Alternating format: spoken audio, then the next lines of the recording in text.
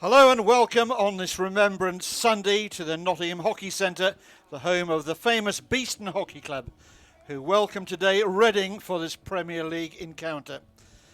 Well, with the winter break rapidly now approaching, all the Premier sides are jostling for positions to put themselves in good shape for the league run-in in the new year. Both Beeston and Reading have sights on one of the top four places, which of course forms the playoff quartet. A Beeston win would see them move 6 points clear of the ding, but if the Berkshire boys can spring a surprise, then a win for them today would see them draw level on points with the Bees. Both sides drew last weekend, Beeston 2-2 with an improving Wimbledon, while Reading couldn't score against a traditionally porous Sevenoaks defence and had to be content with a goalless draw there. With Surbiton, Hampstead and Westminster and Holcombe setting the early pace, Beeston cannot afford to let them get away so early in the season. Reading, who are still looking upwards in the table, will also be aware that they are not alone in hoping for a top four side finish. And any slip up here would severely dent their chances and give fresh hope to East Grinstead, who also have 10 points, and with Wimbledon returning to some sort of form, they can still have a say on who makes the top four. Well, sitting alongside me is Steve Musson. Steve, lovely day here for a game of hockey, and two sides eager to get this one underway. Yes, good afternoon, Nick. It certainly is a lovely day. I mean, it's a bit blustery, so it'll be interesting to see how the sides communicate. They're going to have to shout a bit louder today, I think, to make each other heard. And it is quite an interesting game because, as you say, the position of the teams, 3 points apart at this stage of the season, means that both sides know that a win today changes their focus for them. Certainly from Beeston's point of view, they won't want to lose touch with the top three teams at this part of the season. And Reading know full well that points for them today, 3 points for them today, put them into the top half of the league and give them a real chance to move on up. Both sides having to cope today with absences and injuries, and we'll refer to some of those perhaps as the game goes on. But plenty to play for. Beeston against Reading gets underway at 2 o'clock. Now up to Beeston to join up with BTV with Slough, the visitors. The home side were looking increasingly comfortable with life in the Premier League after a tough start to the season.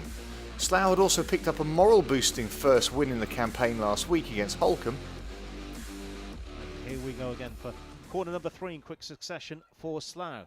Played in, trapped, again out to the left-hand side. Reverse ball, pops up into the air, not quite away.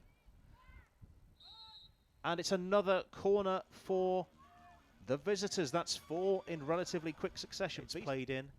It's out to the right-hand side this time. This is something new. Played towards the goal, and it's up and into the goal. It's Slough that have the lead. That pressure finally told. This is the replay for the goal out to the right-hand side. Emma O'Neill. Ball play forward. It's been picked off by Beeston. Forward again quite quickly. Out to the left-hand side where the Bees have had quite a bit of joy so far. In towards the D. Flicked up. And can this be a shot on goal? It is driven towards the goal. Diving low. The goalkeeper stops that one. It's gone to the edge. It's been trapped. And hit first time. Oh, just wide. Good effort from the Bees. It's trapped this time. It's towards the goal. And goalkeeper Miller Welsh goes low to her right to flip the ball away from. She will be involved. It's been trapped. Hanks again slips it back. And it's towards the goal. It's trickled over. And surely, oh my word, it's just wide. Just wide. Sophie Robinson just couldn't direct the ball on target from a few feet away. And Beeston get a chance to catch their breath and play the ball out of defence. More pace this time from Beeston as they're into the final third of the field and into the D this time. And a shot. Oh, what a cracking save. Mila Welch diving to her right to block the shot. And that was involved again. I think that was Rosie Stevens, was it not? Alice Huddleston. Alice Huddleston. Let's see this again on the replay. The players really Hanks drives it into the goal. Equalising goal for Beeston. No doubt about that one. Carrie Hanks. Third goal of the season. So dangerous from a corner. On Apple TV, on the BTV app. So we are on television. That's another good stop. And to play the ball in is Captain Bex Walker. We are in beyond the end of the game. It's taken, it's in, and Hanks. Oh, what a great save by Miller Welsh. Not only saving the goal, but also saving the points for her team. It's all over here. It's Beeston 1, Slough 1.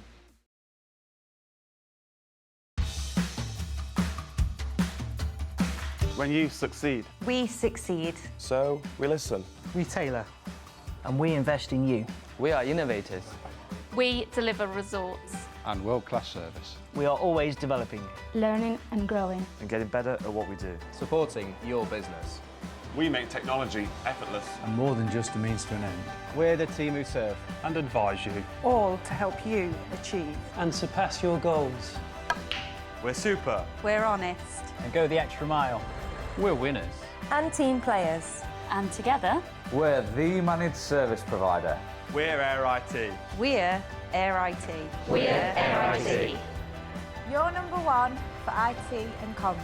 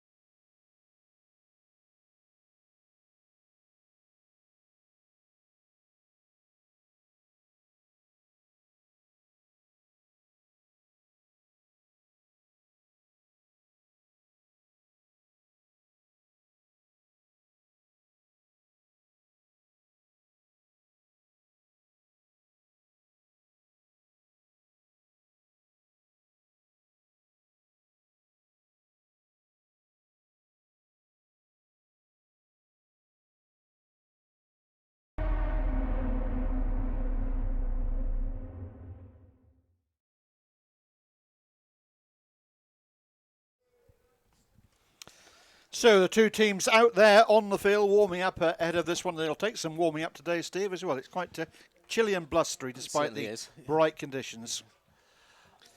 Now, we talked a little bit about players returning, and Beeston will be delighted to see Ollie Willars back in the squad today. Yes, that's right. I think Ollie will be looking forward to playing today. He's obviously had a slight change of activity with his England stuff at the moment, so he'll be glad to get a game under his belt, I'm sure. But certainly his presence in Beeston's defence will be a plus for us today. On the other side of the equation, we've lost Robbie Gleeson in the midfield, who's injured his back last week against Wimbledon and has struggled to get fit for today's game. So Stephen Wood will have some adjustments to make in the midfield, I think, today. Yes, I think also Reading have got Jack Clee coming back into the equation, having suffered a head injury and concussion issues. But he's back for them today. And, well, it shapes up very nicely, the way the league is set. I was surprised that Reading didn't get the better of Sevenoaks last weekend. I think that's right. It is interesting, but Sevenoaks can be a tricky setup. And if they get organised on the day, then they can be as difficult to beat as any of the teams. And obviously it was one of those situations where, despite the corners that Reading had won, they couldn't actually get the result. Some big games today. Holcombe taking on Surbiton. That game starts the same time that we're to get underway at 2 o'clock.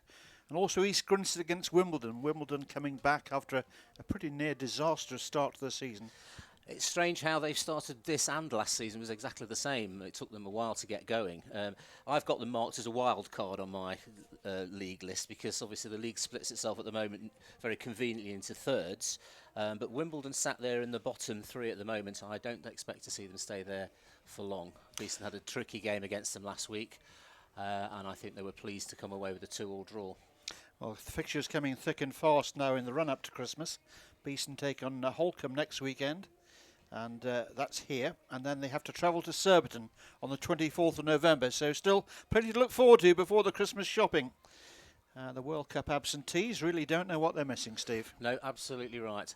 Although there's always a bit of nervousness around that game against Surbiton away, because that's been a shocking place for Beeston to visit over the years. So hopefully we'll have some good luck today and next week and set ourselves up well for a trip down to Surbiton then.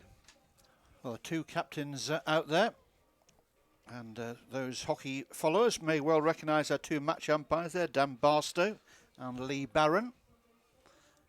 Lee with keeping his jacket on. Dan Barstow, being a tough northern boy, is showing off his tanned arms. A little more tanned after the Men's World Cup. I'm not sure how good a preparation this will be climatically for the World Cup. Yes, chilly, Dan, isn't it? So the two sides will come out, and we're going to be observing a 2-minute silence at the start of this game, as befits the day, of course. And we're just waiting for the signal.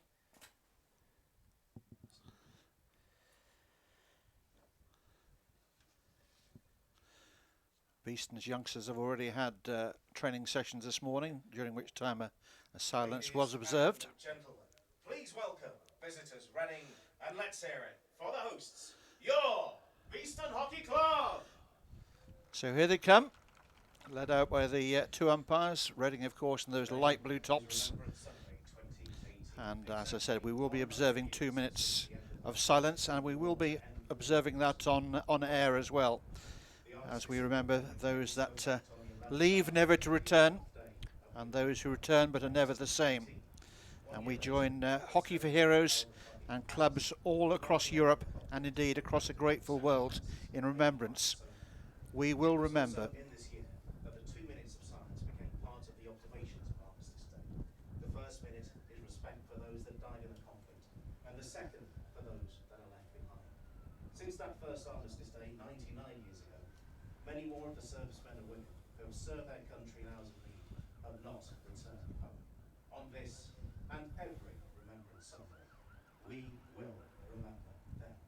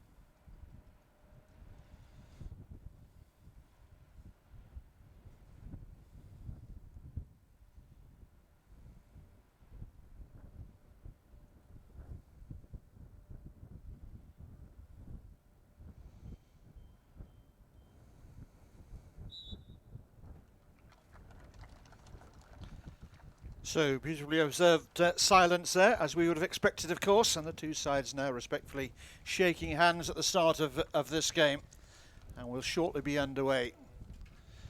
Absolutely critical game then for Beeston to keep in touch with that top group that Steve was talking us through. Reading, well, they will still be looking up, but they'll also be mindful of what's happening beneath them, whereas will also be unseemly jostling for places to avoid the trapdoor. Reading, a club with a huge hockey tradition, surely have too much to see themselves involved in a relegation dogfight. But you've got to put sides away, and last week's draw with Sevenoaks will be a disappointing result for them.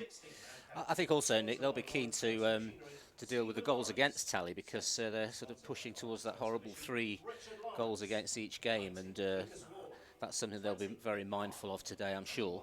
And it's certainly one of the things that the Beeston coach has talked about this week in terms of how Beeston might set up against them. Looking at the video analysis, they possibly a little bit narrow in their pressing, which might give Beeston the opportunity to attack down the flanks. So I don't think we'll see Beeston stay with a back 4 for long. And they'll try and keep that pressure on that we've seen in previous matches for a long period of time. And goals for Beeston, Steve. Elliot Hybel's been a real surprise package. Yes, he was emerging as much as 2-3 years ago as a player, but as we mentioned before, he's had a series of injuries. But touch wood, he's through that, working very hard on his corner flicking. But he also scores from open play, which is a great bonus for the team at the moment. Well, last time you and I were sitting together, he put away 2 corners in almost identical fashion. He did. Cut right in the bottom corner. If you can replicate that sort of form, it'll take some goalkeeping to stop him. Yes, and they have looked at the Reading keeper's position and the lines of running that Reading adopt at penalty corner defence. And they spent a bit of time on that on Tuesday night this week, so it's something that's in their minds. Well, there certainly aren't any surprises in the world of hockey these days. The clubs are just as professional in their approach to their opponents as are the international teams, who of course have been looking at those sort of things for many years. But clubs have played catch up and in some cases almost lead the way. Rather loose one out to this near side, a little bit of a bobble on the pitch. It's blustery. We've had heavy overnight rain throughout the Midlands. But fortunately for the match, forecast is for it to remain dry but very windy. So as you were saying, if you're going to call for the ball, you need to make sure it's heard. Shout a bit louder. It's interesting already, Beeston of making use of James Aubrey in the midfield. Normally would play probably from right half. Played in the midfield against Wimbledon last week, but of course a little bit forced into that with the loss of Robbie Gleeson. James can play from either of those roles, but I do quite like to see him play from right half, so we'll see how he goes today. Nicely weighted pass down towards that Reading baseline. 3D skills, taking it past the defender. Whistle's gone though. Dunbarster just stopping the timer here. I think we've got a little bit of a goalkeeping problem with a piece of equipment. What's he forgotten? Or is a strap pop loose? Something's broken. Sometimes the poppers on the helmets can be a problem, but no, he's going for the pad. Yeah. Very early in the game for that to have happened. It's all about preparation. So some running repairs down there.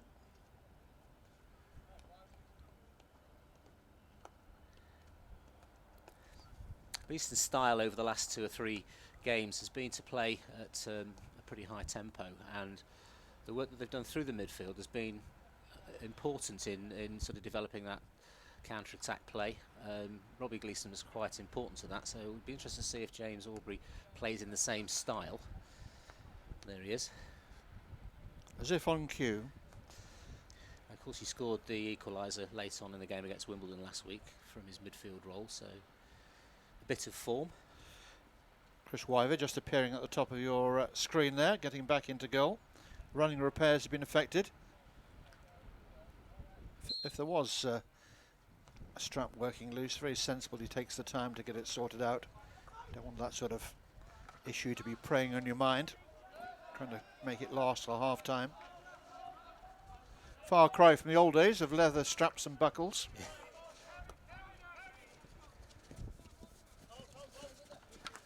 We know what a strange breed keepers are, don't we? They need to be careful. Careful with that. Amazing how many goalkeepers have actually taken up positions of I won't say authority, but hard-working position within clubs. You've got to be very keen to be a goalkeeper. Yes. And you're a goalkeeper for life, of course. You often understand a lot about the game because you spend your life watching the width of it and understanding how defensive lines particularly should work. Well, it's the best position for us to see that. That's why goalkeepers who can communicate is so important. A lovely skill. Position. Ball pull across, diving save there by Wyver. Got to stick to the ball, deflected away from danger. Important intervention there so early in the game.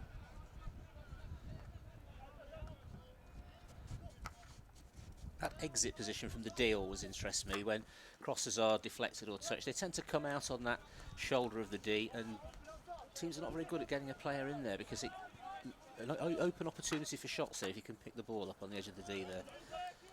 Lovely trap there from Reading. Sideline ball using a very well judged aerial right to the far side of the circle.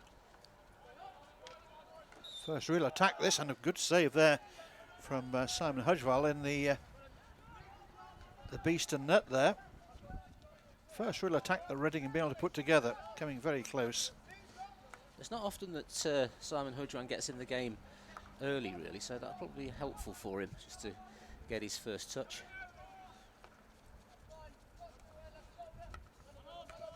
Clear Reading mean business. The aerial across the D. It's a pretty dangerous manoeuvre for them. I was speaking to a couple of their management team before the start of this game about what went wrong against Sevenoaks, and there was much puzzlement on their faces, much shaking of heads. Just one of those things, I think. Such a peculiar weekend for results as well, with bizarre four draws. It was nearly the 5 draws. If it hadn't been for a late goal by Holcombe against the University of Exeter, it would have been the full set. Good work from Sutcliffe down the right-hand side. Here he is again.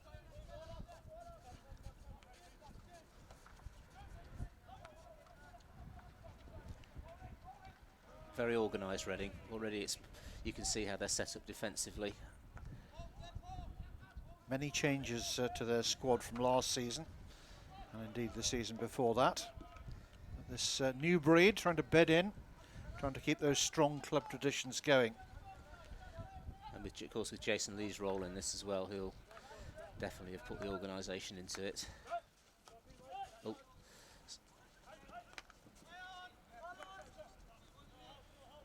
Good pace from Beeston. Oh! Ball played quickly. Well trapped by Reading.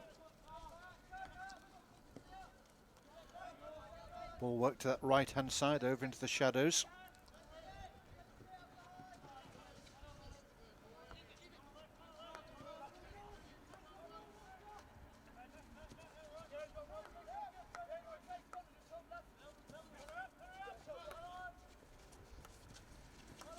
Joe Sharp in the middle of the park there. He scored a goal last weekend against Wimbledon, so he's in decent form himself. Wouldn't describe him as the free scoring Joe No, Sharp, not at all. No, it was a big surprise to everybody that he did score, but he was very pleased to have done it anyway. But you'll take it. Yes. Absolutely.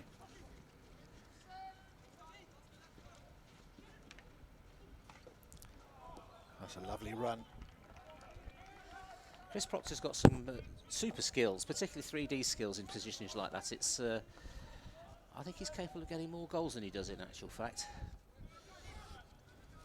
Quite an open game at the moment, Steve. Yeah, it is. It's a few unnecessary turnovers.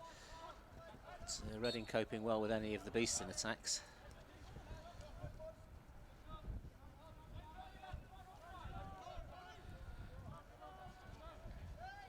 Reading leaving the free hit, moving further players forward. A little slip, just lets Beeston in on the ball again.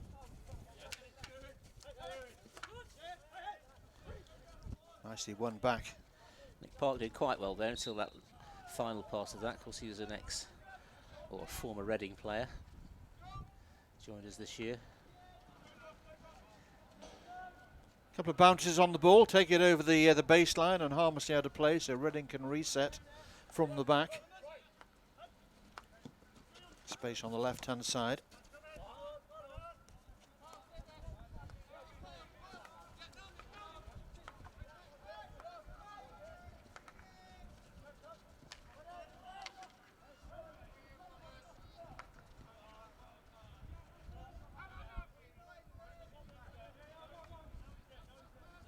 Not a clean passing game yet, I don't think, from either side, but pretty competitive.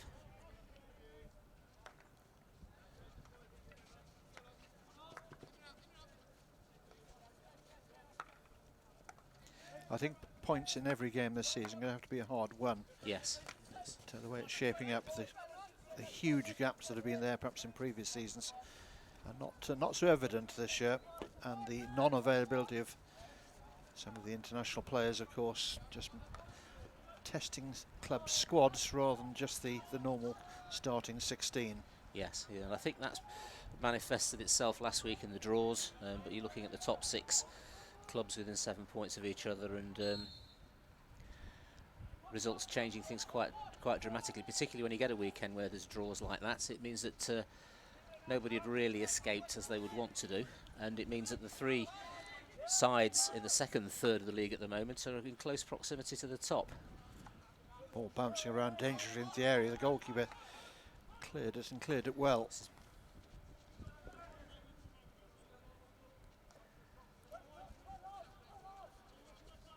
Beeston trying to keep the tempo high. Reading cutting off the lines of play very, very well indeed. This is very dangerous. Problems here. Hudge-one's come out and he's missed it, but the whistle's gone. I think there was a little kick on the way through there, but must have been a worrying moment there for Simon Hudge-one. Lee Barron right on the spot.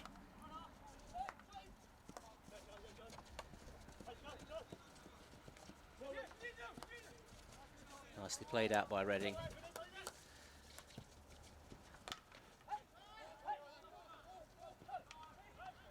Reading going for it here.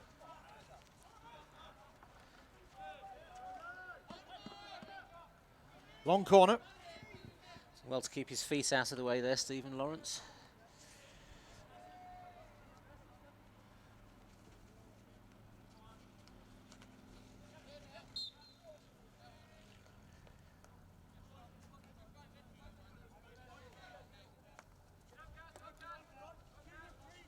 Reading thought about firing one to the circle, but going for the more conservative option in the end.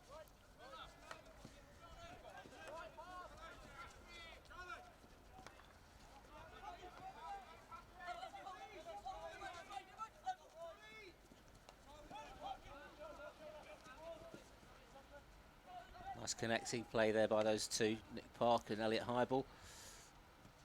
Reading had numbers back.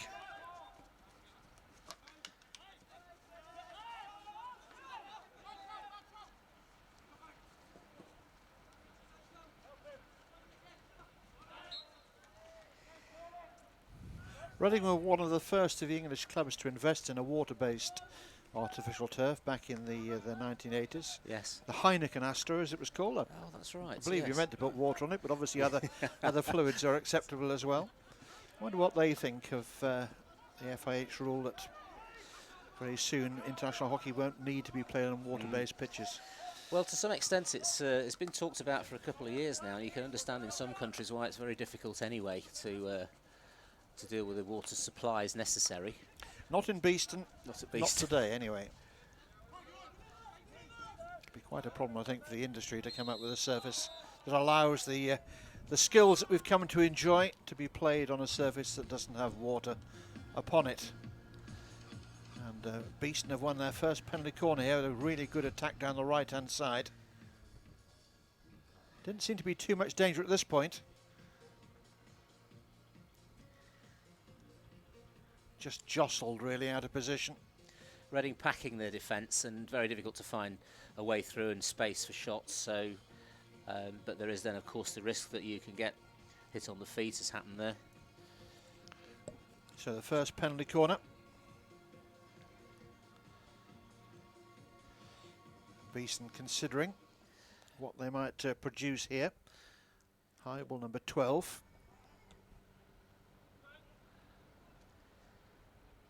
We've already remarked about his success a couple of weeks ago when we were here last.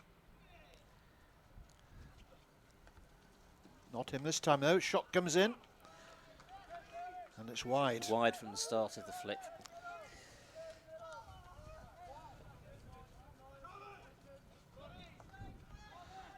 So a sighter then for Beeston, perhaps a little let off for Reading as well. They didn't at least make the keeper produce the save. I have to say, the Reading players are picking up these quick release balls really well, keeping the possession tight.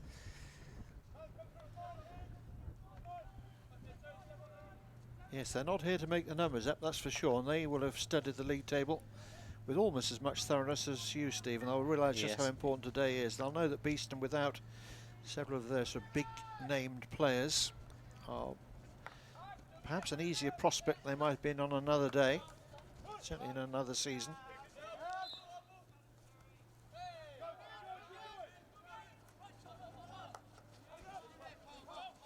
A win today for Reading would make last week's draw with Sevenoaks a little more acceptable.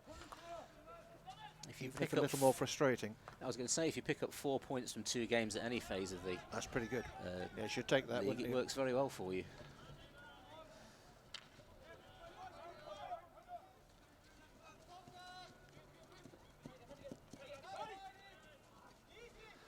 It's asking a lot of Nick Park to chase that one down, but willing shilling that he is, he's done just that. Turns and fires one towards the Reading circle. Again, Reading comfortable on defence, nice and low, nice and calm.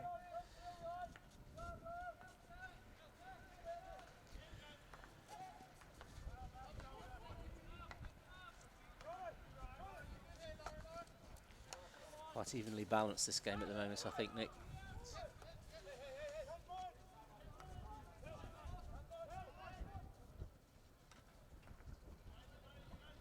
Yes, it's everything I hoped it might be, to be honest with you. I looked at the Reading team sheet and,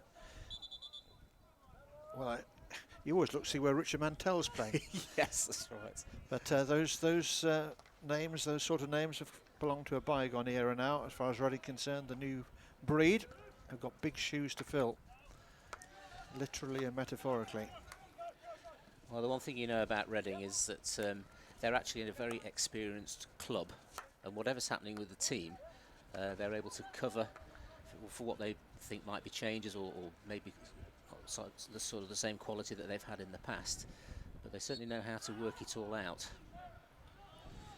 Yes, they're ambitious, very well run club, as of course are Beeston, who've been away in Rotterdam this week for a two-day meeting with other top European sides. They've formed a little, almost a cartel of clubs who are looking to develop the game throughout Europe, involving the Erasmus programme.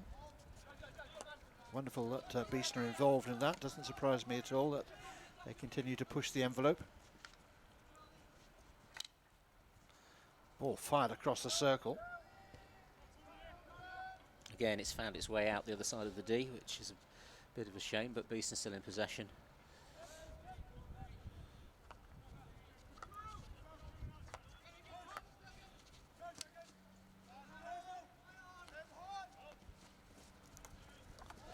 Reading escaping again. Nice turn inside and obstructed there.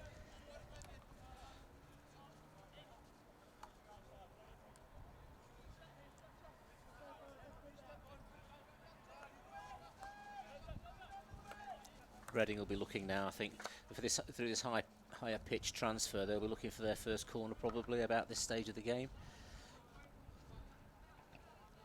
Beeston need to be sharp and focused in defence.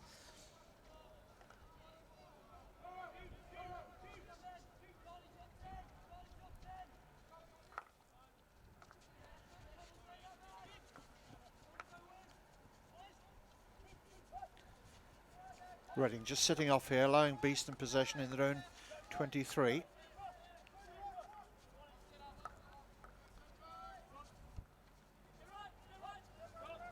That's patient. was just thinking of Beeston would like to be a bit more progressive than this, but Reading aren't letting them. Their press is quite disciplined. It's a lovely route one pass forward. Reading have got the marking right. Umpire awarding Beeston a free hit just outside the circle here. Bit of trickery on the ball and almost a chance there for a snapshot. The whistle already gone.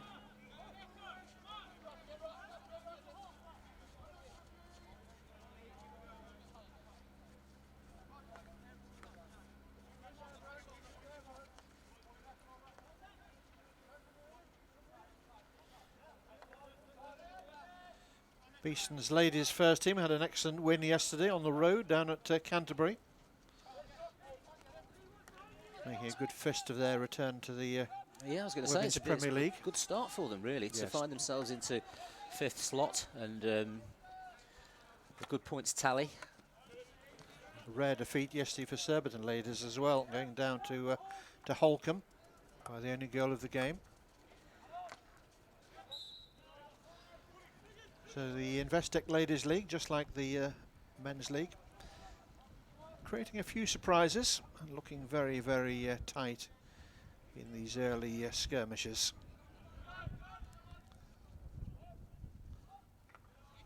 Reading falling very deep. Carl Marshall finding a good forward pass.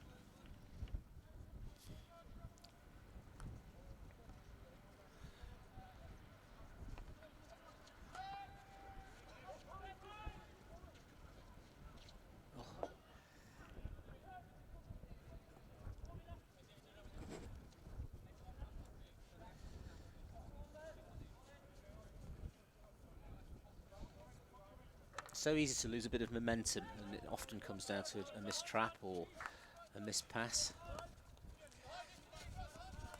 Relatively simple pass through to Chris Proctor, which he missed trapped. Now all of a sudden Beeston are back in the back 3-4, just waiting for another opportunity to build an attack. Well, Beeston are certainly being patient here.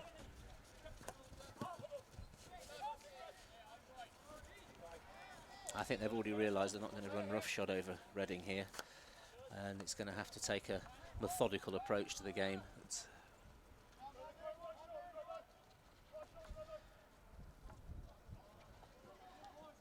Didn't look like it was ever going to work, that aerial out of the D, did it? From the point of view of the receiver, no. James Sutcliffe was saying thank you all the way. Yes, I suspect not.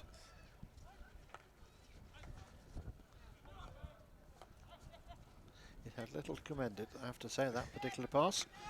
Now Reading trying the luck down the left-hand side, firing one into the mix. I think that's hit a foot, yeah. It has hit a foot, absolutely spot on. And it'll be a first penalty corner of the game now for the Ding. This is the difficulty with sort of cagey games like this, because you have to be absolutely ready in the D. Because teams are going to look for the corners as their way to get the goals when it's as tightly marked in defence as it has been. Two players coming together there.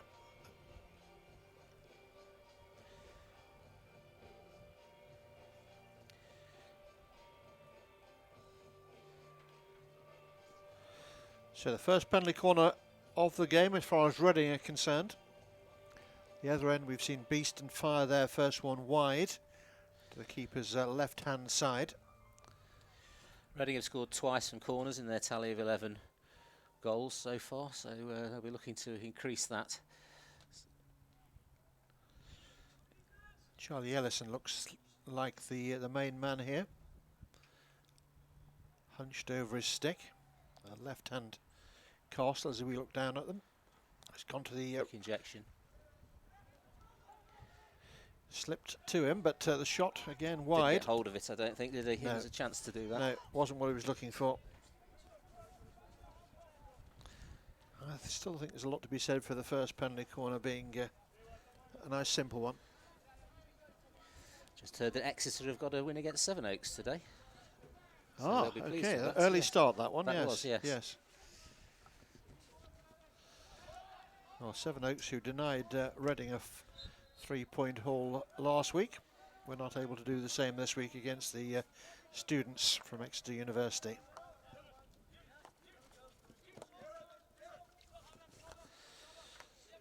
I didn't even notice the pigeon coming in through that window, Steve, with the message there, but that's why I left it open. Yes. This modern technology is I know. fantastic, isn't it?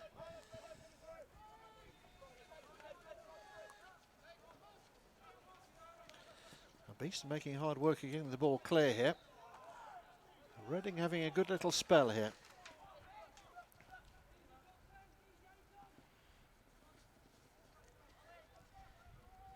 See, whereas Reading seems to be picking up the forward passes over distance, Beeston forwards aren't at the moment, and I think that's something they're going to have to improve.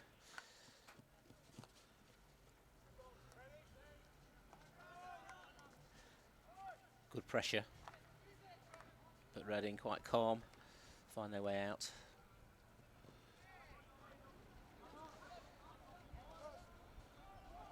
Well, just about 12 minutes left in this one, still waiting for the first goal.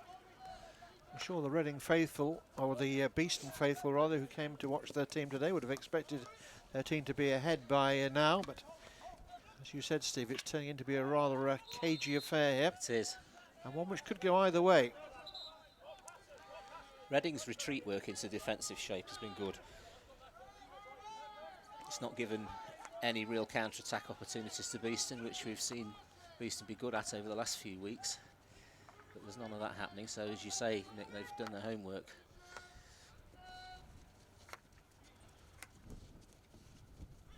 Well, any side that involves Jason Lee in its build-up is going to be a well-prepared side. There'll be no half measures with Jason.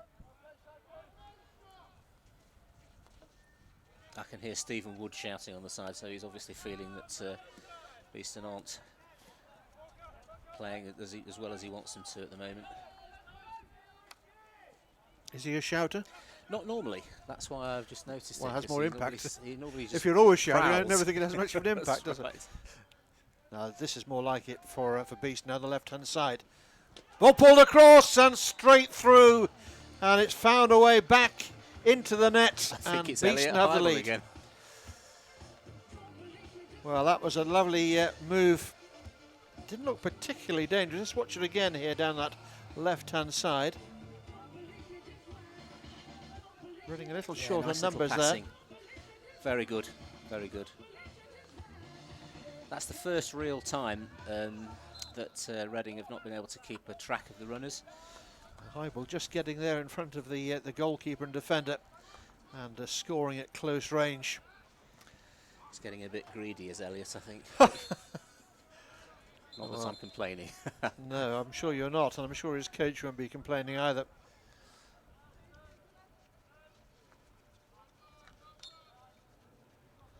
Well taken goal, and it helps Beeston in the sense they were just looking a little bit uncertain about themselves. You spoke about their coach shouting, showing his displeasure. They just weren't Beeston weren't finding any routes through the Reading defence, and that's the first time that that's really happened. But it had to be tight play, first time passing. So Elliot Heibel turning into a goal machine.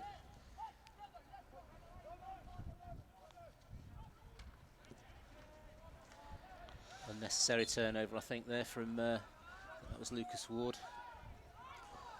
At least they've won the ball back.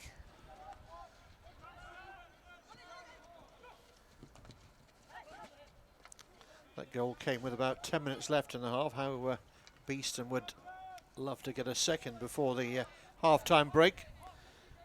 But Reading straight back on the front foot, trying to get themselves back on terms.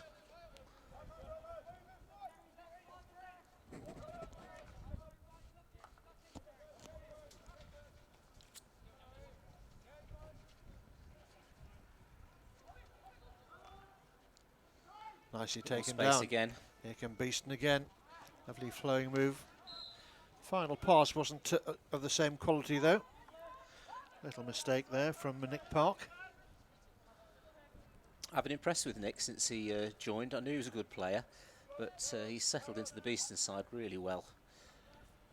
Hard worker, good skills. Big day for him today, of course.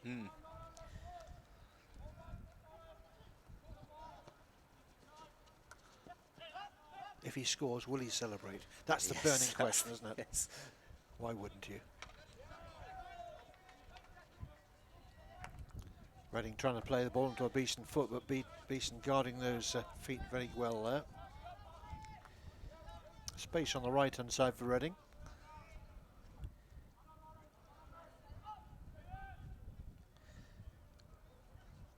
Just feel the follow-up defender, when Beeston have made a tackle that still runs free, the follow-up defender's not quick enough from Beeston at the moment, leaving the ball loose for Reading, and they're taking advantage of that.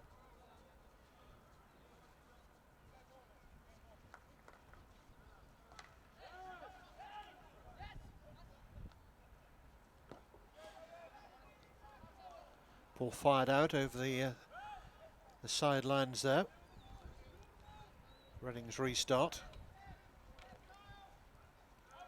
Difficult part of the pitch to get out of defensively, but they've done all right there, Beeston.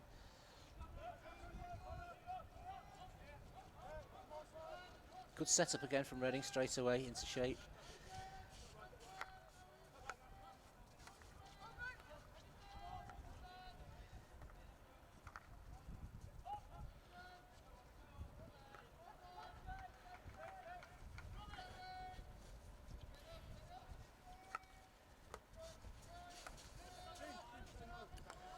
Surbiton are presently 2-1 up against Holcombe, Nick, just heard. About the same stage in the game. Sounds like yes, that game started at the same time as ours, so yes, that's a few more goals than we've got here at the moment at the Nottingham Hockey Centre, where we're being starved a little bit. Just the single goal so far, scored by Elliot Hybel.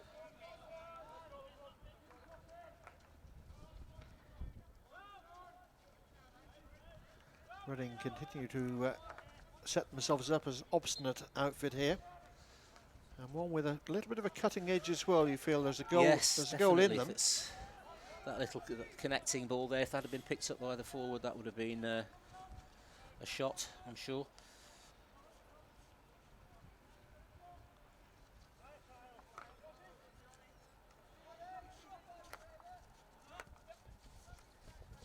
Very quick to press the right half. Matt Richard there closed down very quickly on Stephen Lawrence.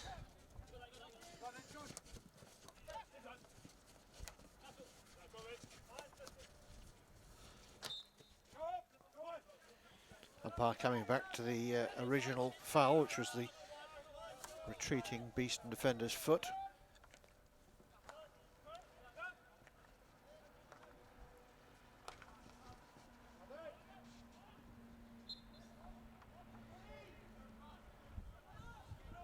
First cross of the game, really. Caused a bit of trouble. Defender not ready. Reading again, trying to find something to get them back on terms. Just about 5 minutes left in this first half. Two very well matched teams indeed. Still just that single goal separating them.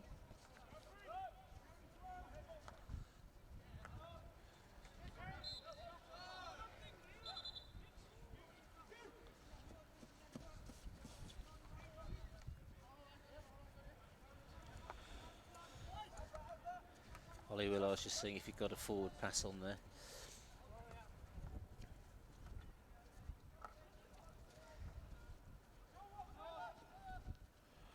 Willis must have been close to World Cup selection. How do you think he will take that disappointment? I'm sure that he'll keep fighting away in the normal way. I've spoken to him today before the game, and he's quite philosophical about things. It won't stop his desire, and he was keen to get playing for Beeston. So, a bit like James Aubrey was the other week. It's always a good sign, I think.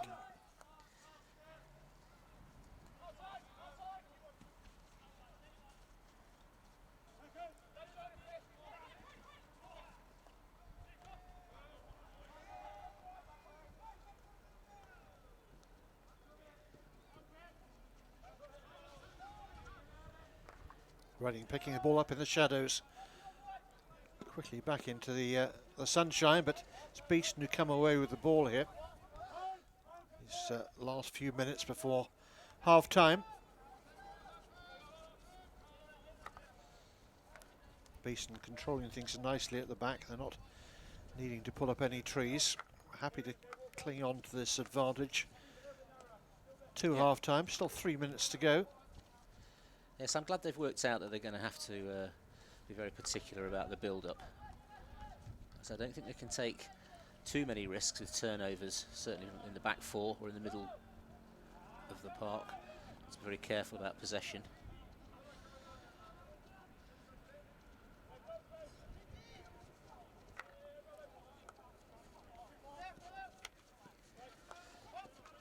Loose from Stephen Lawrence there. Didn't pick the ball up well and then tried to hit it away and has turned the ball over again.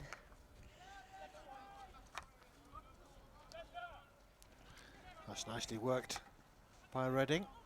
Is there something from here? We're looking for a corner here, I'm sure. Very well defended by Beeston. Well out by Joe Sharp. 2 minutes left then in the first half. The Beeston Bees hanging on to that narrow but oh so important lead.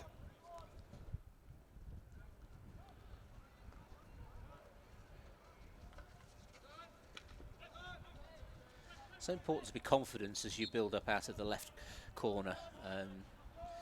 Close, tight first time play, good possession of the ball, and intention to get out of this, very important.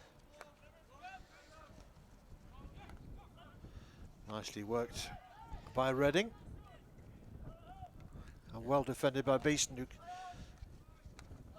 perhaps needed a call there. Beeston almost caught. Nice little ball over the top, and it's fallen well for Nick Park. Does he have anybody with him? Good work there by Proctor. There wasn't it to pick out the run of Park. So into the final minute of this first half we go. Still High Ball's goal, separating the two.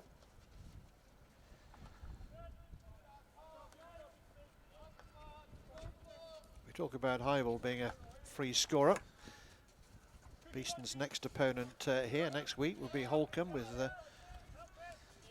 Nick Banderak. Nick Banderak, yes, who's been scoring goals for fun. He has. Another player who you look at his goal scoring record and you wonder just what he has to do to get an international call. He's scored goals at any age level all of his career, and he's got 11 out of Holcombe's tally of 19 so far this season, so he's having a pretty good season. He's also a very talented hockey writer, you know. I knew that actually, yes. He writes a very good piece, very thoughtful young man. But we've reached half-time here at the Nottingham Hockey Centre on Remembrance Sunday. And it's the Beeston Bees who have the lead, a very narrow lead, by 1-0, a goal scored by Elliot Hybel in open play. It sets us up very nicely for the second half, a very, very competitive first 35 minutes. I'm sure more to come in the second half. So Reading stride off towards the dressing room to hear the words of their coach Jason Lee and Danny Newcombe, and Beeston will be doing the same shortly. So we'll be back with all the second half action for you after this. Beeston trying to keep the tempo high. Reading cutting off the lines of play very, very well indeed. This is very dangerous. Problems here. Edge one's come out and he's missed it, but the whistle's gone. I think it was a little. Countries why it's very difficult anyway to deal with the water supplies necessary. Not in Beeston. Not at Beeston. Not today anyway. It'd be quite a problem, I think, for the industry to come up with a surface that allows the skills that we've come to enjoy to be played on a surface that. Thank you all the way. I don't. Yes, I suspect not.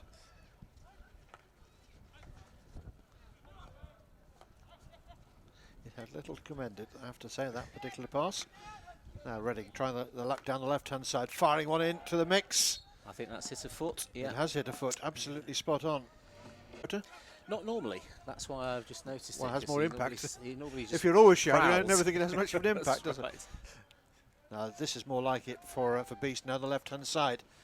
Ball pulled across and straight through, and it's found a way back into the net. I think and it's Beeston Elliot have High. the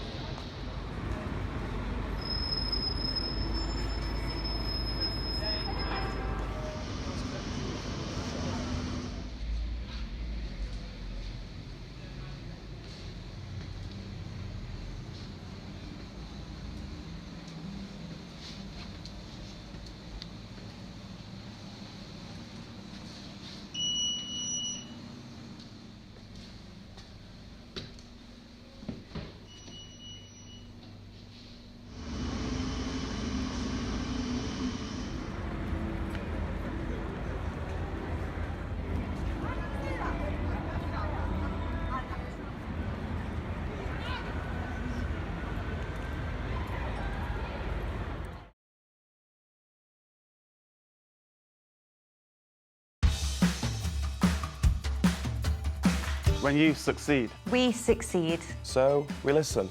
We tailor. And we invest in you. We are innovators. We deliver results, And world-class service. We are always developing you. learning and growing. And getting better at what we do. Supporting your business. We make technology effortless And more than just a means to an end. We're the team who serve. and advise you. All to help you achieve. And surpass your goals. We're super. We're honest. And go the extra mile. We're winners. And team players. And together, We're the managed service provider. We're Air IT. We're Air IT. we're Air IT. You're number one for IT and comms.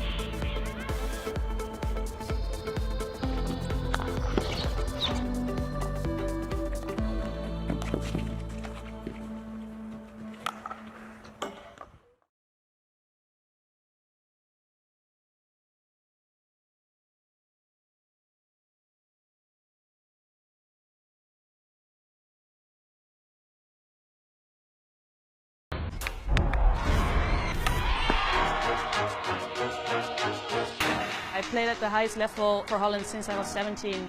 First you start as a talented little girl and just go and play, and now you really have to carry the team. A lot of the media, they always write things about you, but it's not important. I know what I can do, and the people that I really care about, they always believed in me. And I've always been a fighter. Even when you think you can't go anymore, you just keep on going because of your team. My position in the field is important, but without the others, I'm a no one. Speed is very important. There isn't room for error, actually. It's just me, opponents, and my teammates. You have to give it your all, no mercy. Every competition we play, you just want to win. When you step on the podium, it's just the best feeling in the world. It is hard to dare and dream about winning, but we know if we play well, we can beat anyone. Hi, baby.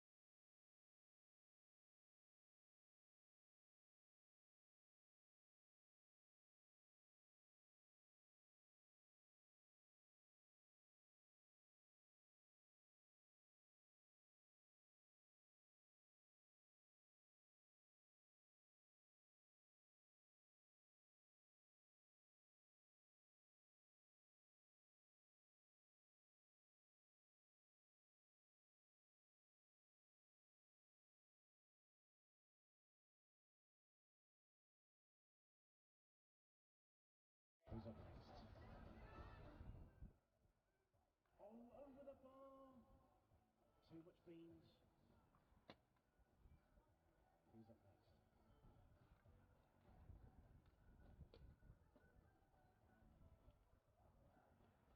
Oh, nice one. Beating the keeper.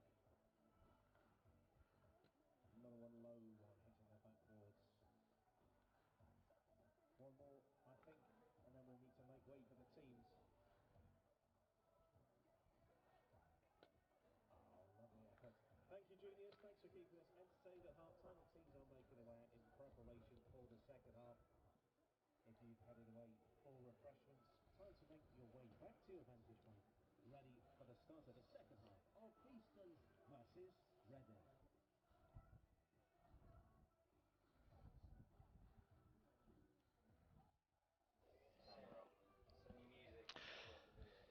So welcome back to the Nottingham Hockey Centre. The two sides have emerged from their respective half-time talks. Reading in the light blue tops, trailing to the home team here, Beeston, by 1-0. That goal scored by Elliot Heibel in open play about 10 minutes before the break. Sitting alongside me, as he has been all season here in Beeston, is Steve Musson. Steve, a really entertaining first half. Not much between these two. I don't think there is at all. I think it's a difficult one to call because Reading have had equally as many chances as Beeston. Just fortunate that Beeston managed to get that first goal, which was a good series of connections, but the only way they've been able to break through the Reading defence is by the small first time stuff. They've not had any shots on target. They've got nothing from the crosses, which have both exited at the far side of the D each time they've tried that, and they've had the single corner. So a bit to do for both teams really to get on top of this. Yes, Reading certainly won't consider that they're in any way out of this game. They've got to start finding their scoring touch. Last week's 0-0 draw with Seven Oaks was somewhat short of their expectations, I'm sure. And they'll love to see the ball go into their opponent's net in the next 35 minutes. So it'll be Reading attacking the Beeston goal away to our right-hand side, behind which there's a very busy road and a tramway as well these days. This wonderful setting. So away we go. Reading needing to come from behind to get something out of this game. But equally importantly for Beeston, what they all wanted to not just hold but build on as well. The second goal would give them a degree of comfort which they're probably not enjoying at the moment. And we've said before, Nick, that the top sides get a goal and get another goal and get ahead, and they don't sort of let anybody back in, and that's not been one of Beeston's strengths. So it could be a good opportunity here to get that second goal and really settle into this game. Yes, but as we said at the start, Steve, today's all about the 3 points. It may be one of those days when you've just got to grind it out, and an ugly win yes, will be better than a beautiful draw. Yeah. Surbiton not having any problems at Holcombe by the sound of it. 4-1 the half-time score there. Half-time, yeah. I think that will raise a few eyebrows. I'm personally surprised at the size of that first half scoreline. Particularly bearing in mind that Holcombe had only conceded 4 goals anyway in their first 7 fixtures. So yes, yes, quite.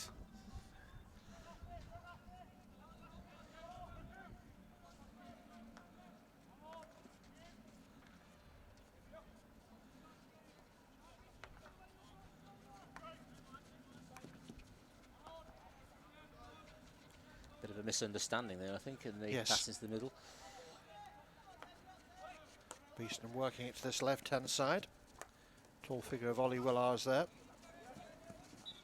On for Richard Lawrence down the left-hand side. Whistle's gone though. Sideline restart for Reading.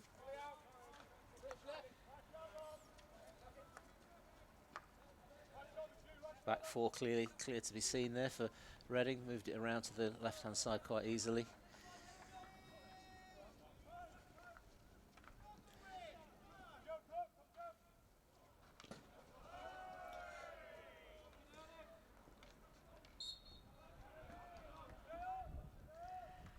Beeston looked hard during the week at how they would deal with pressing and how they're going to press defences, because when they played Wimbledon last week, Wimbledon played with 3 at the back and 2 screens, where the inside left played as a shielding defensive player and one of the centre backs stepped forward, and Beeston found it very difficult to get any kind of pressure on Wimbledon. So they were keen to work on that just in case it was something that Reading tried. Wimbledon's league position is perhaps a false one at the moment, and they could well be the side that upsets a few people's title challenges this year as they look to wrest the title away from Wimbledon. Disastrous or near disastrous start to the season, but finding some sort of form again now. I think that's right, and players like Mikey Hoare setting the defence last week. Here we go. Lovely work. Neither a cross or a shot, I think.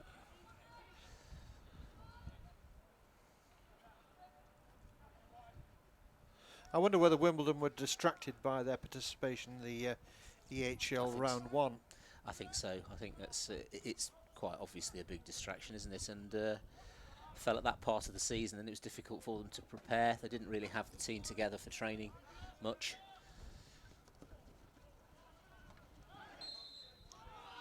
Lovely work on the ball.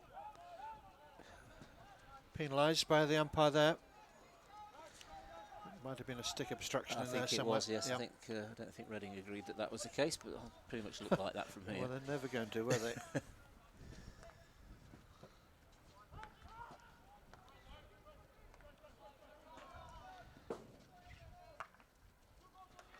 Two good sides deserve top umpires. They've certainly got them in Lee Barron and Dan Barstow.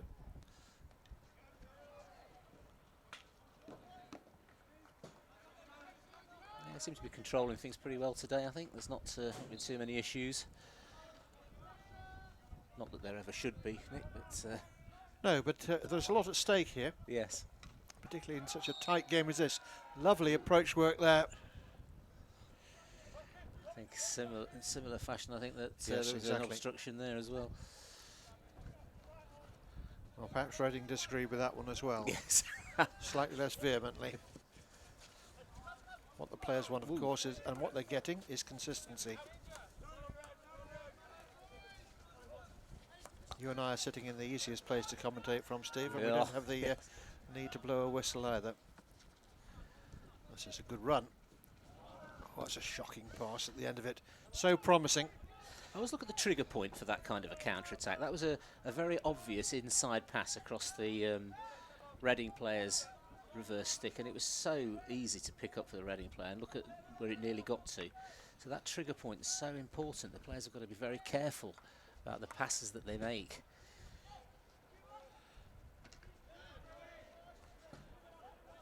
Reading working very hard at the Very start hard, of this second half. Keen to get back on terms as quickly as they can. Not leave it till the final stages. Or making a bit of a nonsense of this, so at the back. Keep that pressure on, lads. Well, that's calm. Calm and collected in the end there. Still not clear though. Beeston coming back into the circle. As in the first half, Reading have defended that well in the end. We've been an awkward moment there for the defender as he felt his feet going from underneath him, just regained his balance and his position in time. Bit of a Bambi moment, I think they call it.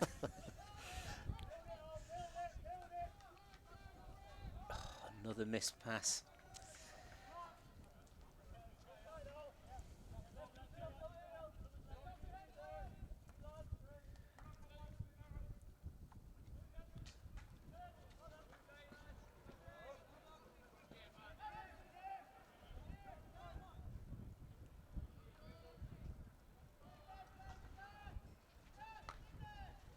Ball fired across.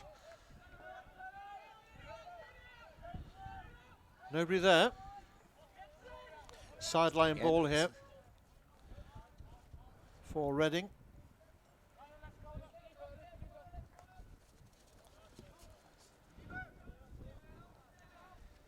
Just a little bit more pressure from Beeston on the Reading defenders at the moment. Leading to a little bit more possession as well. Ollie Willars, very well judged aerial ball down the touchline, but Reading have coped with it well here. Big clash there, leaves Jack Clay on the ground.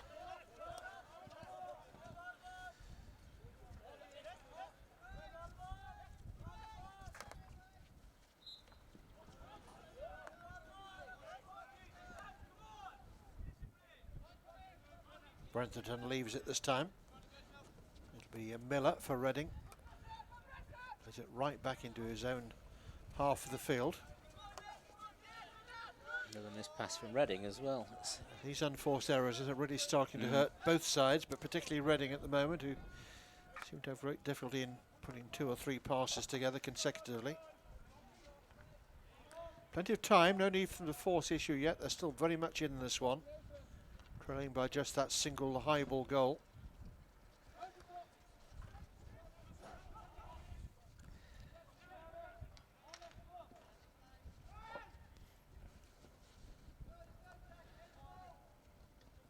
Beeston's enthusiasm to make these connecting passes, sometimes they take it on a bit too soon, and I think maybe in that situation a moment ago Chris Proctor could have kept the ball for himself a little bit longer.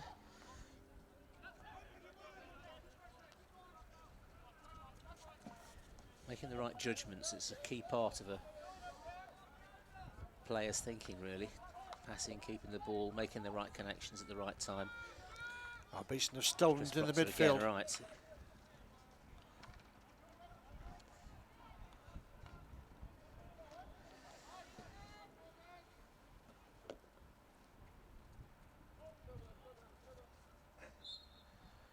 Come off the Reading foot, so it'll be a free hit here for Beeston again, edging closer towards that Reading circle.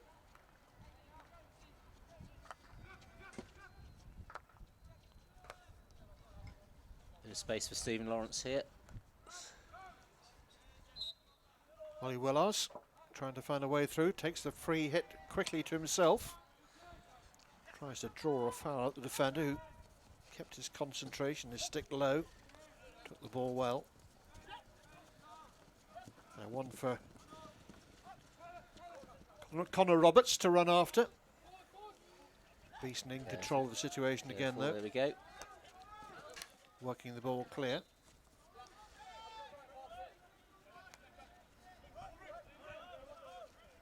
Just heard it's now 5-1 to Surbiton, Nick, so they're running away with it. That pigeon must be exhausted. Do you think it's the same one? Might be a different one. Yes.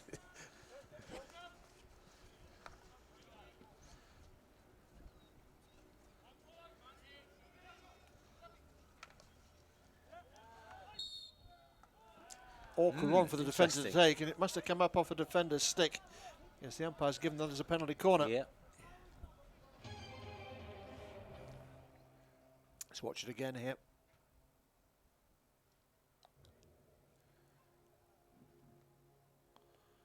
Quick restart. Quick thinking. Yeah, up off the defender's stick. Reading pointing to the spot outside the circle, but Lee Barron firmly of the opinion that that's worth a penalty corner. Well, they didn't use Elliot Tybal on the first corner, the one and only corner that Beeston have had.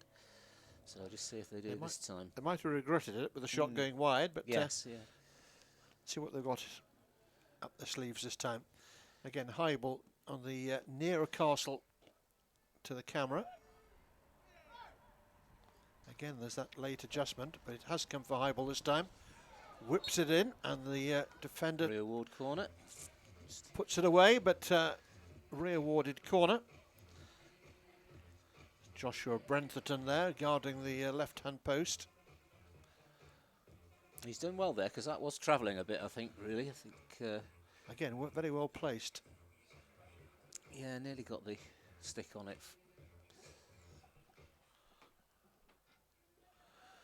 So Beeston set themselves again. Different routine this time. Making space for the shots. And again, it's fired wide. Well, none of this will be helping the Beeston bench of Stephen Wood, Mark Wadsley and James McBlain feeling any sense of comfort. 1-0 is a very squeaky bum time, as somebody once called it. Although I'm sure they would take that as a result, with still plenty of time to go. It's a very nervous time to be playing out there. Beeston's ball right on the edge of the circle now. Not sure they'd taken the free hit. Reading. James Aubrey feels that the defenders closed him from that position, which he shouldn't do, and that it should be a corner, but Dan Boss has not seen it that way. Not an umpire who gets excited about such things, Dan Barstow. Tends to see the big picture.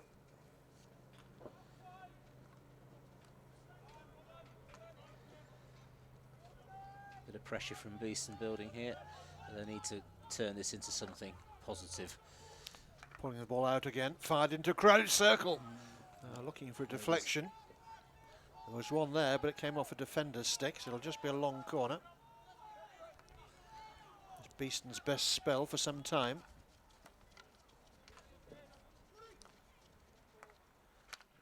Good turn in the circle, still not clear. Opportunity for Chris Proctor there, but he's missed that. He's just not got hold of that at all. Yes, Proctor there, swinging his stick in frustration, his own inability to put that one between the posts.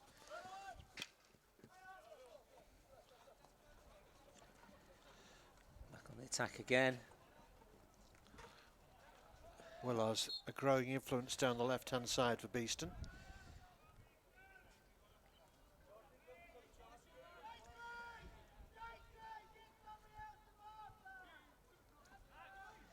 Yes, they've got Ollie Willar's playing very high up the pitch, which helps with the pressure, but as long as they don't turn the ball over unnecessarily. Like that, you mean? Yes.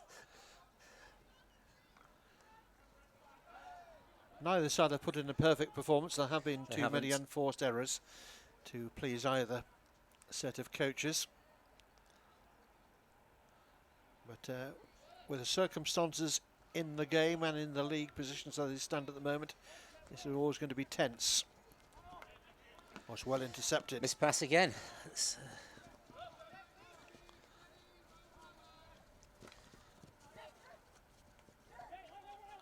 Reading battling through some choppy water in the midfield and continuing to do so. Good ball out to the right-hand side. Is there something for them here? Away from Kyle Marshall. Very calm bit of defending there in the end there from James Sutcliffe, bailing Beeston out of what was becoming a problem for them.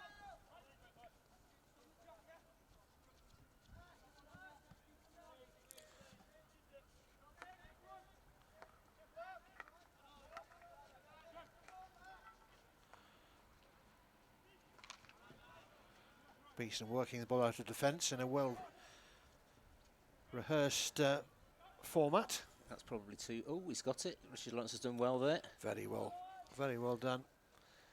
Those long legs covering the ground quickly.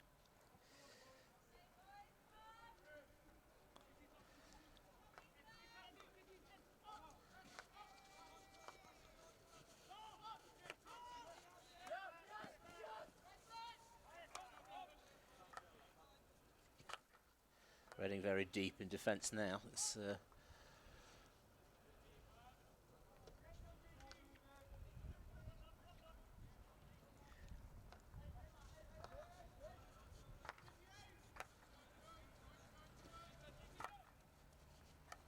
they must be thinking to themselves that they can get some kind of a counter-attack off this. That's very, very deep when you're a goal behind. Yes, if they're not careful, it becomes a bit of a mindset. You just almost accept the fact you're going to lose the game. At some point, Reading need to invest a little more, surely, in attack. Good save by the keeper there, quick feet. Almost inviting Beeston to score a second goal.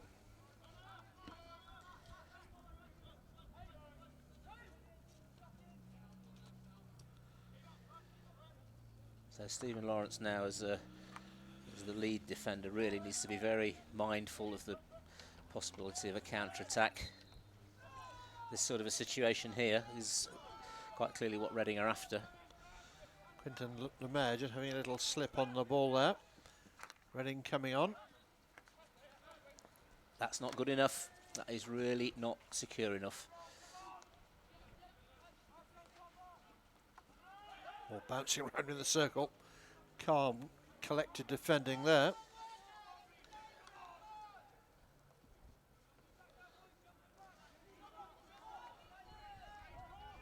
Reading defenders having to sprint after the ball here to make sure they're first to it. That's where the pressure needs to go there. A little bit slow from Chris Proctor. He could have closed down a bit more speedily, I think, there. And again, Reading find a way out. Good transfer pass out to that left-hand side.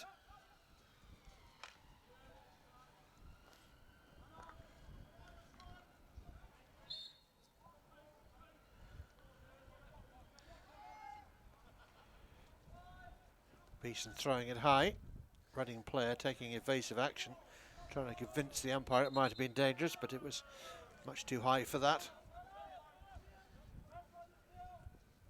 Stephen Wood obviously feeling the pressure. He's shouting again. Well, he will be, won't he? I think both sets of coaches will be earning their money today to think their way through this one. Scoreline probably a reasonable reflection of what we've seen, Steve. I think it is. But as ever with these situations, these little moments, and here we goes another one. This is better for Reading here. Very close. Long corner.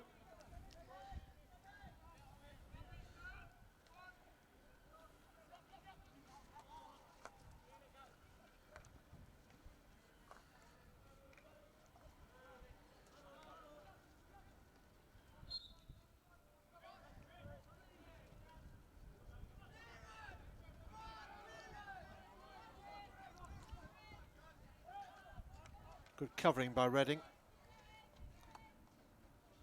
Pass dug out from a very unpromising position. Yeah, they've got out of there again. So this is the warning signs for Beeston at the moment. Nice transfer to the right-hand side. Reading having to recycle it.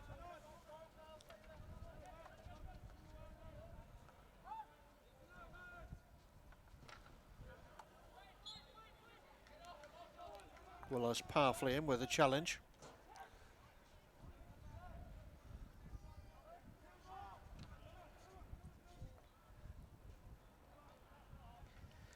You see, I would ask the question there, if that kind of a restart, reverse stick straight down the line like that is necessary. I think they need a bit more security about the build-up play. Yes, it looked a little casual, didn't it? Very casual. Just always looks good if it comes off, but yes, it certainly begs the question if it doesn't. But again, Reading turning it over from a reasonable position in the midfield, but now look, the Pressure can build on them again here. Beeston trying their luck down the right-hand side. Reading have got plenty of blue shirts back.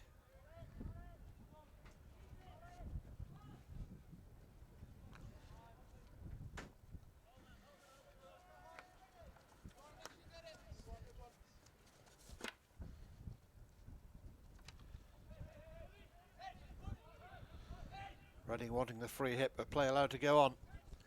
Ball fired in.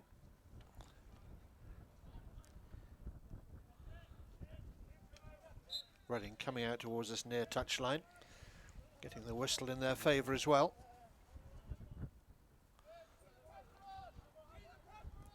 I sometimes wonder whether players realise quite what the score is, don't you? Big push in the back there.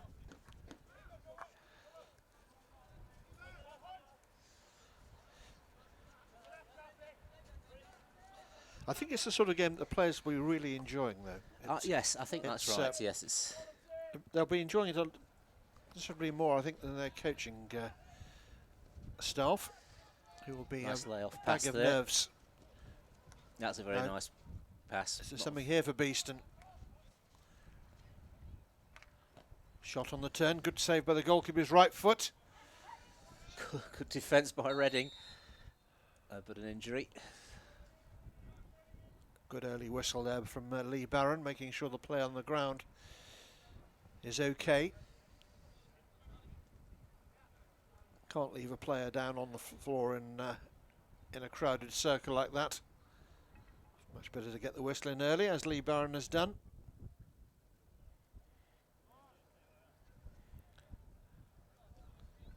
Very fine umpire, indoors and out, particularly indoors in many ways. He's yes, he is. Yeah, a huge reputation indoors, one of the world's best.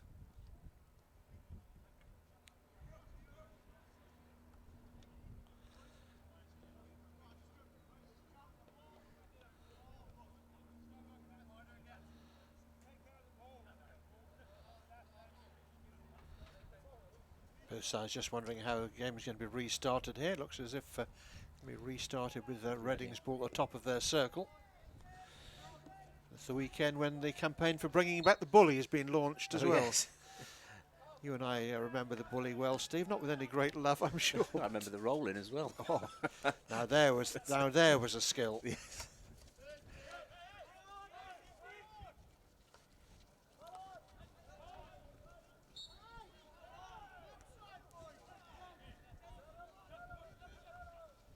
Beeston taking it quickly into the circle. Shot comes in. Good shot, Chris Proctor. Good save there by Chris Wyver.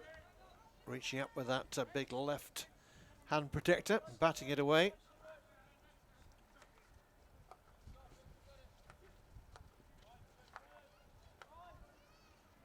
Beeston using the width down that right hand side.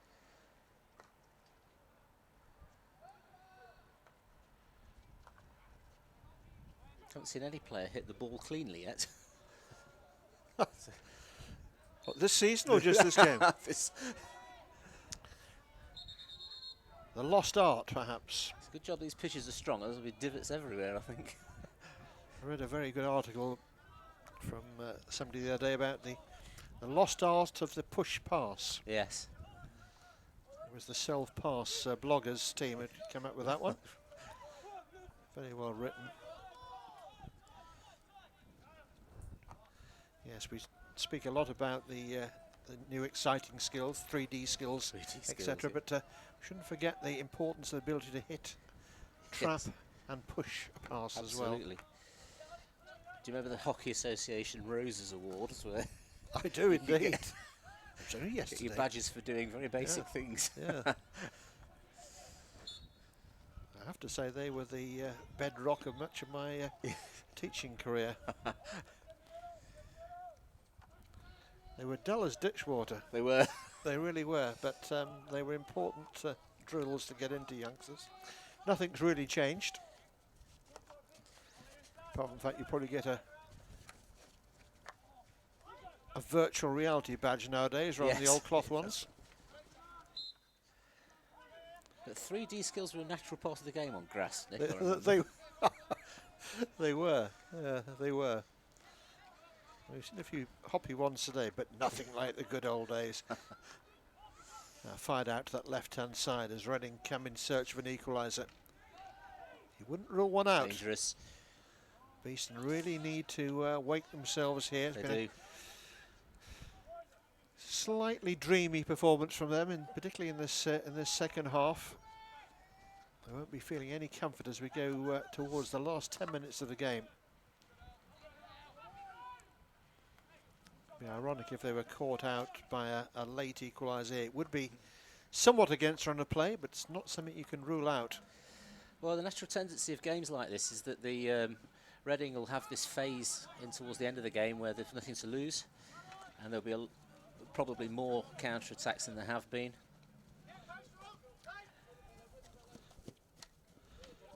And of course, if the forward line and the offensive players for Beeston can't put this this game into a position of safety, then it's just adding pressure on pressure to the defenders, who've had a pretty easy time of things for the first hour here at the Nottingham Hockey Centre. They might need to earn their money in the last 10 minutes here.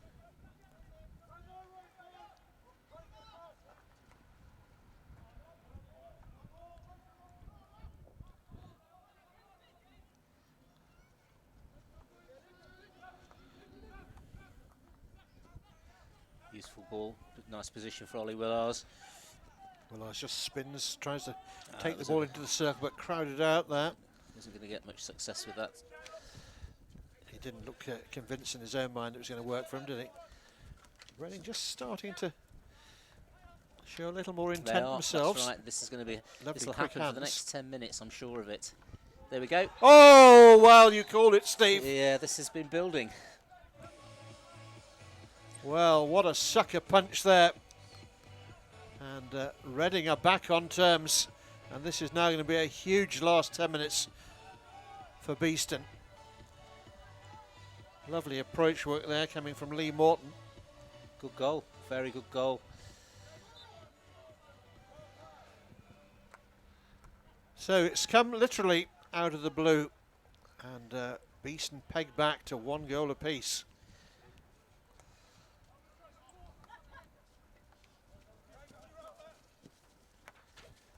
From a coaching point of view there, Nick, I'd be absolutely furious about that. We've been able to see that here in the commentary box for the last 5 minutes. Yes, we have. And now the game is very much back in the balance, and you wouldn't bet against a Reading victory. Now it's them with the confidence. They've scored once, they can see no reason why they shouldn't score a second time. Now Beeston coming forward again.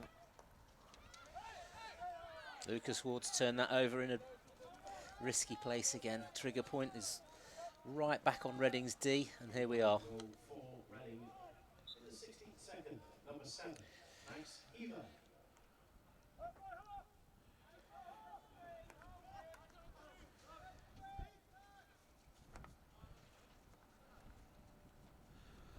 Max Heaver, the goal scorer for Reading. But it was Lee Morton's quick hands and quick thinking down the middle that created the opportunity.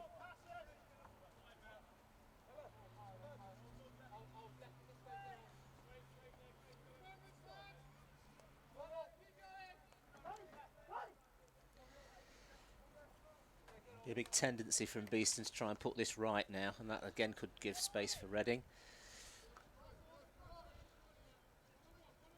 Well, for all their possession in the game, Beeston haven't carved out too many goal-scoring opportunities. No, and they've turned the ball over almost as often as their opponents have done today, and that's costing them at the moment. Coming up to 6 minutes. Angle of that pass was all wrong for Richard Lawrence. He was leading in the wrong direction, facing the wrong way.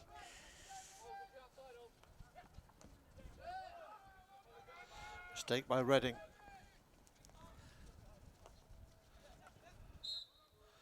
Beeston with about 6 minutes to put things right here.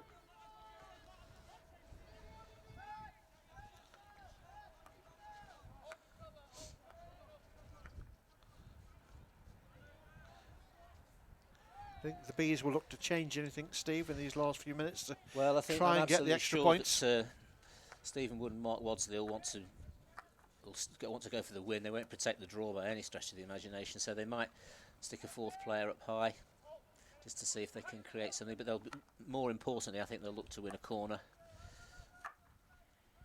Do you see that as their best chance? I think probably it is, because Reading are committed to the defence now. There's a lot of players in the D from Reading's point of view.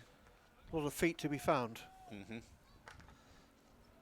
But it's those sorts of passes which aren't going to work for Beeston. There's no way that anybody's going to get on the end of that.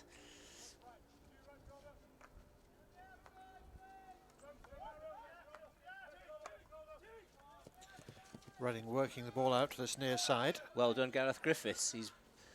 Griffiths quickly on it.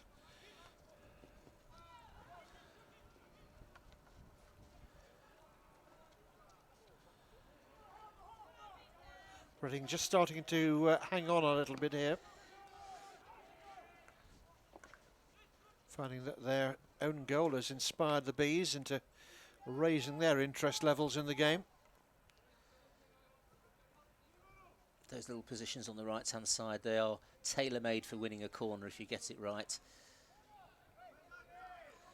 Lee Barron just considering the decision there, then gives the long corner.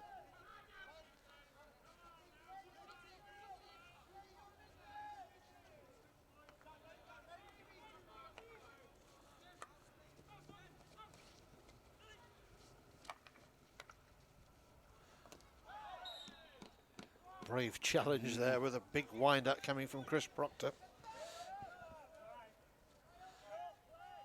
Thought you were going to take the defender off at the knees with that one. Yes. Nothing more frustrating for a side who want to get that win, the position that Beeston are in, but they brought the trouble on themselves, I think. They have. They've had enough possession to have put a little more daylight between themselves and their hard-working opponents. And again, little connections there. That's relatively good build-up on that right-hand side of the D has just drifted away. With both these sides drawing their respective games last week, you have to say another draw this weekend is not what either camp would have wanted. No. Although Reading on their travels would perhaps be the happier of the two, should it end up as a draw. Yeah. Well, considering they lost twice to Beeston last year, they'll getting something out of it on their away fixture. Bit of a plus for them. But they've still got a chance to win this. Well, one side or the other certainly has, as we've got about 2.5 minutes left in this one. Can either side get a grip on these 2 points that are at stake here? I think there's potentially one opportunity for either side. Beeston holding on to the ball, making sure that it's going to be them, they hope.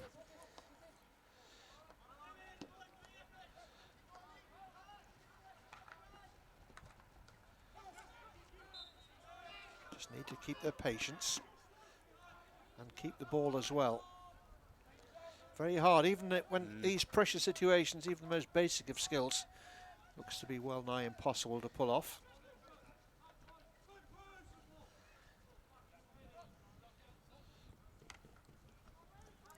Reading doing their best to keep the ball live, but it's over the baseline, so Beeston can build again from the back, which they do.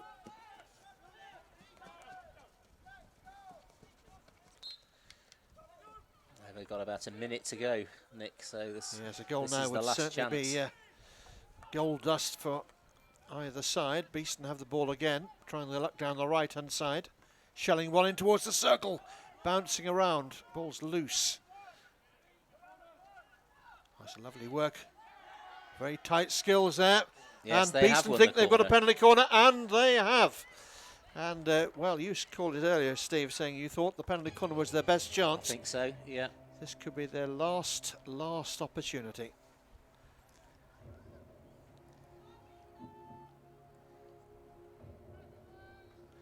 Good work along the Yes, I think baseline. that's right, yeah. So Reading rather nervously pulling on that protective equipment, aware that a goal against them now would almost certainly settle the issue. You see the clock continuing to tick down.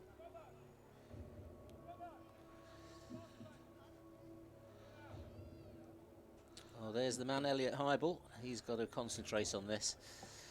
Well, the whole routine has got to be absolutely A1, and my advice would be keep this one as simple as possible, not to go for the complicated routines. Trust in Hybel? Well, we'll see. It's in the slot for Hybel. He pulls it back. Oh, good save by the goalkeeper. And it's gone high in the air. It'll be a long corner. And that's time. And that is the end of the game. The team's shaking hands down there. They've played out a draw between them. Beeston with the early advantage through Elliot Hybel's goal. Scored 10 minutes before half time. And then in a similar position, a little later perhaps in the second half, it was Max Heaver coming in to equalise for Reading. A draw that neither side will be particularly thankful for. Beeston with that late penalty corner opportunity that the goalkeeper coped with very well. And I just wanted an Elliot Hybel special there, Steve. Yes, we did. I think there'll be a disappointment there from Beeston's point of view, but as we said, the patterns were emerging, and sometimes you want the players to spot that just as much as the coaches. Well, the sides shaking hands. You can see almost the visible disappointment there on the body language of some of the Beeston players. You must have thought that one was going to be a 3-point haul from today. And they'll rue the chances that perhaps they didn't put away when 1-0 up. They enjoyed a lot of possession. But Reading's defence held firm. They did. And in the final analysis, Beeston 1, Reading 1 is a pretty fair scoreline. Agreed, Steve? I do agree, yes. I think because of that final phase that Reading had, I think they probably deserved the equaliser.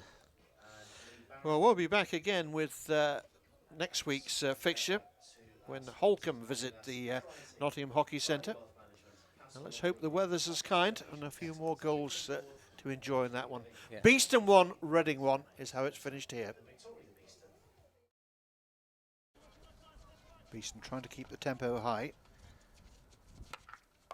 Reading cutting off the lines of play very, very well indeed. This is very dangerous. Problems here. One's come out and he's missed it, but the whistle's gone. I think it was a little. Countries why it's very difficult anyway to deal with the water supplies necessary. Not in Beeston. Not at Beeston. Not today, anyway. It'll be quite a problem, I think, for the industry to come up with a surface that allows the skills that we've come to enjoy to be played on a surface. That thank you all the way. I don't. Yes, I suspect not.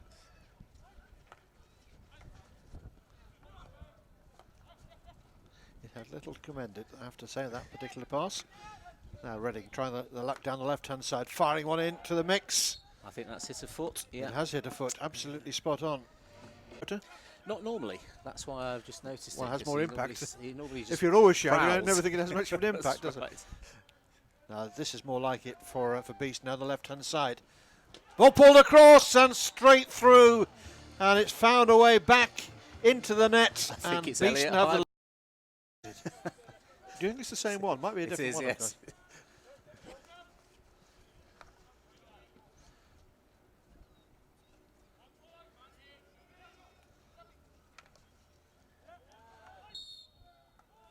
Awkward one for the defender to take, and it must have come up the sleeves this time.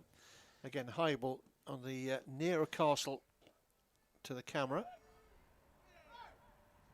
Again, there's that late adjustment, but it has come for Hybel this time.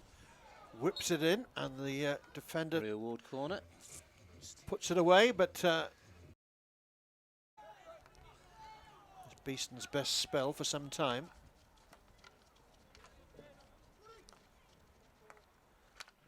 Good turn in the circle, still not clear. Opportunity for Chris Proctor there, but he's missed that. He's just not got hold of that at all. Yes, Proctor there. Now there was a skill.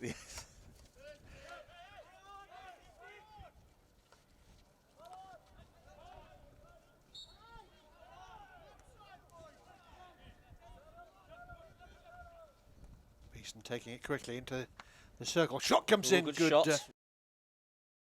work from him, did he? Reading just starting to show a little more They intent are, themselves. That's right. This is going to be. Lovely This will quick happen for the hands. next 10 minutes. I'm sure of it. There we go. Oh, well, you called it, Steve. Yeah, this has been building. Well, what a sucker punch there. Hi, baby.